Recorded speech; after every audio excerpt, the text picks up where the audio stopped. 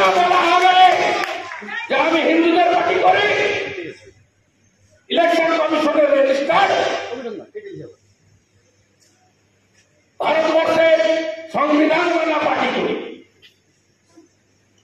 তাহলে আমাদের যদি এইভাবে দাঁড়িয়ে দেওয়া হয়, আমার 39% ভোট আছে রাজ্যে, আমি যদি 3% ভোট বাড়াতে পারি, মমতা প্রাক্তন আর ভাইপো জেলে।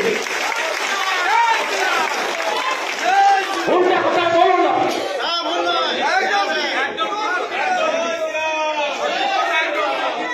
আমরা 92টা বিধানসভায় এগিয়ে আছি, 146টা বিধানসভায় 40% ভোট পেয়েছি আমরা, আর 2% ভোট দরকার। এ জেলা আমরা পারবো, কাঁচা বাসের ডাল কাটা আছে, এ জেলায় আমরা পারবো, এ জেলা আমরা পারবো, কাঁচা বাসের ডাল কাটা আছে। রাজ্যে কি হবে? রাজ্যে দুটো কাজ করতে হবে। ভোটের আগে মুক্ত কর ভয়, আপনে মাঝে শক্তি ধরো, নিজের করো জয়। ভয় কাটাতে হবে। ভয় কাটাতে গেলে উপযুক্ত এরিয়া আইন দিতে হবে, পুলিশের কাছ থেকে ক্ষমতা কাটতে হবে। আর কি করতে হবে? হাত পা বেঁধে কেন্দ্রীয় বাহিনী পাঠাবেন না,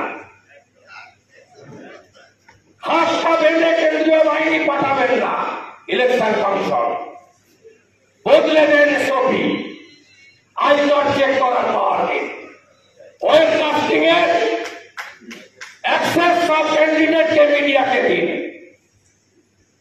polling party, counting party 50 central 50 state government এমপ্লয়ীদের নিয়ে করুন। আর রেশন যদি দিতে পারেন বায়োমেট্রিকে, ভোট কেন হবে না বায়োমেট্রিকে? আওয়াজ করুন না, উড়ে চলে যাবে।